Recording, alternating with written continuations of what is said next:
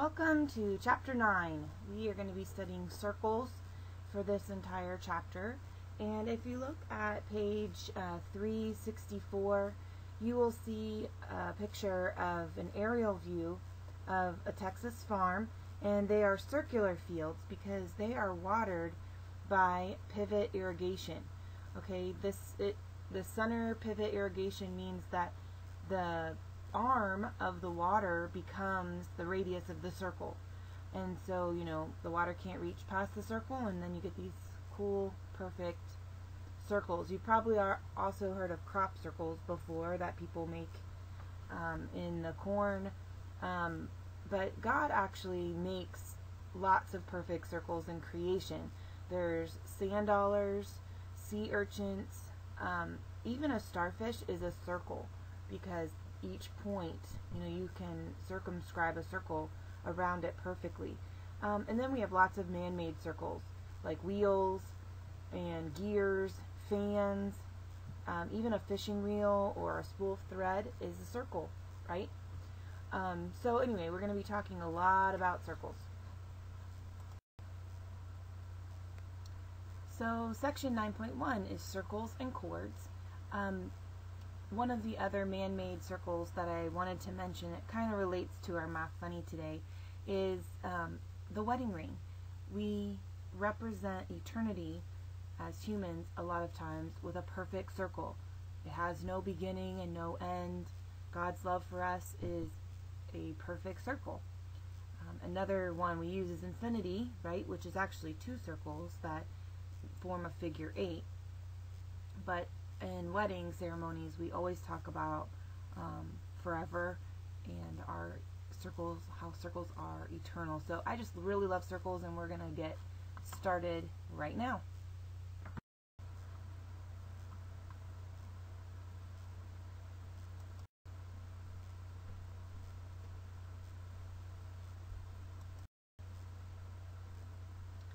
Okay, so let's get started.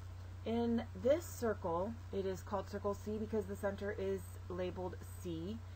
The CX is a radius, LM is a chord, QR is a diameter, and LM is an arc. So we have that the only thing that distinguishes LM from being a chord or an arc is the notation above the letters. The definition of congruent circles we've actually already learned, but this is a revisit because we really need to know that the only way circles are congruent is if their radii are congruent. And then we have a postulate about that. If a line intersects the interior of a circle, then it contains a chord of the circle. Okay? If chords are congruent in two different circles, the circles are not necessarily congruent. Okay, chords do not prove congruency in circles. Okay, but in a circle, if a radius is perpendicular to a chord of a circle, then it bisects the chord.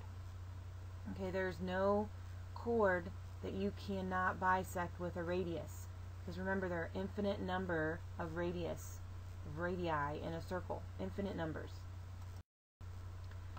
So here is a picture of that happening where the radius is perpendicular bisector to the chord. But just think, I can put that chord anywhere on the circle and then draw the radius, and it will be a perpendicular bisector. The proof, of course, our favorite thing ever to look at, is on page 367. And again, I didn't put that into the PowerPoint today, but it is important that you read the proof, okay? I am totally expecting you to, so that when we discuss further criteria of this figure, that you will already know about the proof, okay? So these dashed lines are also radii, okay? So OA is congruent to OC is congruent to OB. These are all radii, so super important to remember all radii on one circle are congruent. And then I have these cool right triangles, so then I can find all kinds of things once I have right triangles. Okay, and as perpendicular bisector, bisector means I have congruency from AD to DB. In a circle or in congruent circles, if two chords are the same distance from the centers, the chords are congruent. So basically what I want to prove by this theorem is that the chords are the same distance from the center. So I want to prove that AX is congruent to BY, because if that is the truth, well, first I need to prove that those radii are the same length as well, so I can prove that they are congruent. But it does say if the chords are the same distance from the center, then the chords are congruent. Okay, so the proof is on page 368, and I totally expect you to read it. We are going to practice a couple proofs. I just will not quiz or test you on it. So unless I deem that you all are goofing off with the proofs, then of course I can go ahead and quiz you on it. Okay, so in a circle or in congruent circles, if two chords are congruent, then they are the same distance from the centers.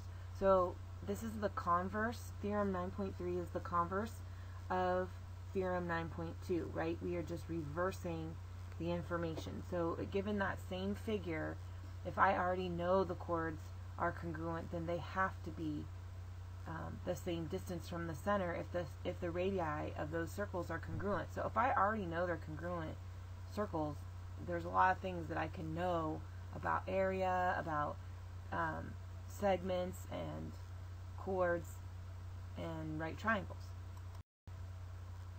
So here's that same figure again, but this time I know they're congruent circles just like before, but I know this time the chords are congruent, so I can prove that AX is congruent to BY. I can prove that. Where before we were trying to prove that QR is congruent to PN, and now it's reversed. There is not a proof about that, but given the proof of Theorem 9.2, you should be able to derive the proof for 9.3.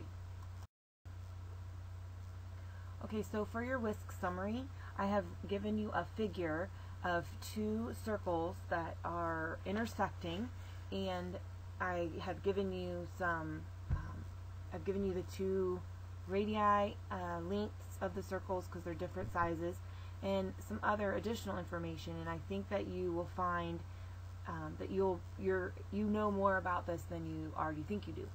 So those are 4 questions. I want you to show all your work and submit those to me through email, and I will see you in class.